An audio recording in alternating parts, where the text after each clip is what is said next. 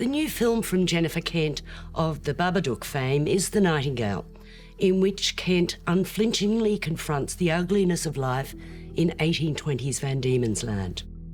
Claire Aisling Franciosi is an indentured convict, kept from gaining her rightful freedom by British officer Lieutenant Hawkins, Sam Clayton, who uses and abuses her. Her husband Aidan, Michael Sheasby, wants them to walk away, find somewhere else to establish themselves, but Claire is wary. Hawkins is also eager to get away from the miserable outpost he commands, and when he hears of a captaincy going up north, he decides to travel on foot to make a claim for it. But before Hawkins leaves, Aidan confronts him about freeing Claire, and tragedy happens. In a daze of grief and a searing need for revenge, Claire sets off after Hawkins with Billy, Baikali Gunumbar, as her guide. You sure you want to follow him? This is not a film for the faint-hearted. It depicts a barbaric world of violence, rape and cruelty, particularly towards women, and also towards the Indigenous inhabitants of the island. Billy has his own sadness to bear. Irish actress Aisling Franciosi is splendid in the demanding role of Claire, and Baikali Gunumbar, a traditional dancer, brings a proud dignity to the role of Billy. He won Best Young Actor at the Venice Film Festival last year, and the film itself took out the Special Jury Prize. The film was shot in Academy ratio, which only increases the claustrophobic nature of the piece as the various parties find their way through the wilderness. Some audiences have reacted against the violence, but I found it justified, representing as it does a revisionist take on that period of our colonial history. We know what happened to the Indigenous population of what would become Tasmania. This is a 4-star film from me. I'm not your boy. I'm Mangana, the blackbird. I'm Letter Amarena man.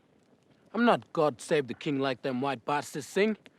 I'm Mina Mangana Vinika Utikita Trula. Mina Mangana Pinika. Stop it! Utikita Trula. Sounds bloody awful. I'm interested in what happened after the Babadook and what led you to this particular film. You know, I spent almost a year while I was promoting Babadook looking at other scripts and nothing sort of sparked for me. So then I started to think of, okay, what do I want to do next? And I wanted to tell, I was in a place where I'd lost my mum and I was grieving and I was looking out at, what's the whole world about and where are we at? And I felt that there was this violent response to a lot of the world's problems, and I was looking at a lack of empathy in the world, and I feel it's probably, as human beings, our most important quality.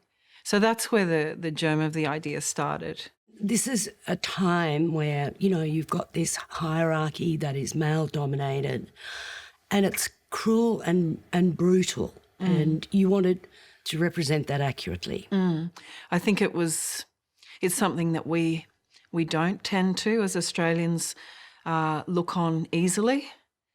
And, I worked with Tasmanian Indigenous people on the script and in development and in production, and in particular Uncle Jim Everett, who is Tasmanian Aboriginal elder. And we both decided that we didn't want to sugarcoat this story, that we wanted to tell it for, how it happened. The film has really had various responses, really extreme responses, but also people have been really moved by the honesty in it. So I'm really proud that we made that commitment to telling the truth. And Aisling, it's quite a challenging role for her, actually. Yeah, I think it's her biggest role, but she read it and knew she wanted to do it, and she wrote to me and said, "I will give you everything and more," and she really did. She did most of her own stunts. She really understood the importance of the film and what it was saying. So she, all of my actors, I've never had a more committed bunch of actors. And Bakeley? He is a find. Bakeley is an extraordinary actor. I think he's actually one of our country's finest actors, and I really hope for him that, you know, roles are written so that he can play them, because he has an enormous sensitivity and emotional intelligence, and you know, the role is his gift to the film. He gave it so much. Yeah, I mean, he's wonderful. Yeah. And that relationship between the two of them is, as it evolves, is really moving, actually. Yeah, yeah. What were some of the biggest challenges of shooting? Oh, it was incredibly challenging, this film. I mean, I can't describe how challenging it was, both on a physical level, and I mean, we insisted on shooting it in Tasmania. It is an island. It doesn't have a filmmaking infrastructure. So we needed to bring everything over. It was very expensive. We were fighting light. You know, it was autumn, winter, so we had a limited light with no contingency days. We were shooting in alpine wilderness. But all of these things lend a certain feeling to the film that we couldn't have got anywhere else.